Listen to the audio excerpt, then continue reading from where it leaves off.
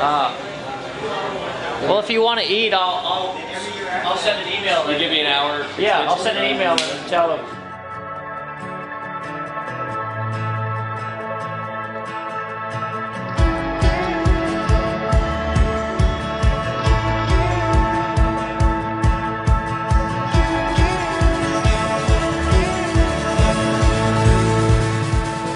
Isn't it fascinating that the people with what I have seen is the people with a lot of times the best stories. Yeah. The ones that can really inspire the most people are the ones who are out there homeless on the streets. I mean, doing, you know, in situations to where they don't really think that they have anything to live for. Yeah. You know what I'm saying? That blows my mind, man. Can't you know? believe it. I experience that every time I go into jails or treatment centers or institutions or something like that, and you talk to people, man, and I think that what people don't realize is that, you know, is that everybody's got a story. There's like billions of different stories, man, out there. It's what makes good movies. People love it. It's just, I don't know, it makes me cringe to think about how I used to underestimate my story, and also when I hear somebody or see somebody doing the same thing with theirs too. In the last 24 hours, I've probably heard, you know, 10 people who have come up who have told me their story and then told me that they didn't have a story. Yeah. Like, wait, what were you just talking about?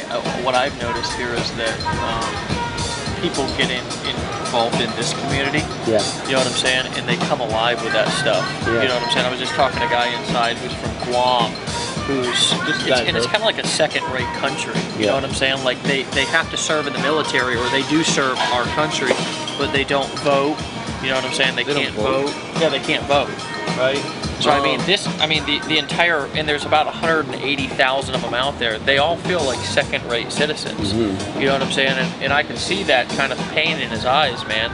And I just talked to him for like 5 minutes and just told him, man, that what he just told me was exactly what was not only going to what he could use as fuel, right? But also how he could fuel his people. You know, and people right there in the same situation. I could see the pain in his eyes. Yeah. You know what I'm saying? I mean, I could see that he had been struggling with that, and I would assume the entire culture struggling with the same thing for years, decades, man. You know what I'm saying? And I was just, you know, and as he was talking, you would just hear the different things that were coming out of his mouth. You know, because I was identifying things with him and talking about my story about how, you know, being afraid, honestly, to be judged when I was just talking or thinking about coming out and talking about how I was addicted to drugs and being an alcoholic. Man, you know, I don't care who you are, you go through some initial fear when you start thinking about actually getting real with the world.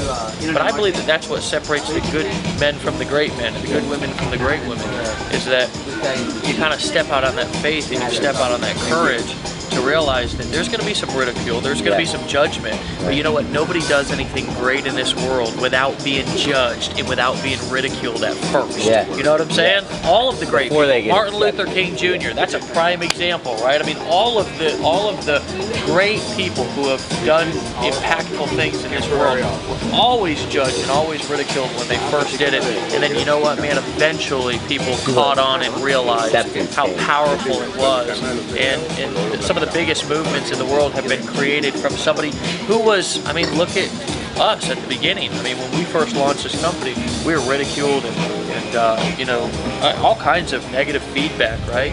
And you know, here we are. Look at this. Your story or your struggle is your wealth. Yeah, it really is.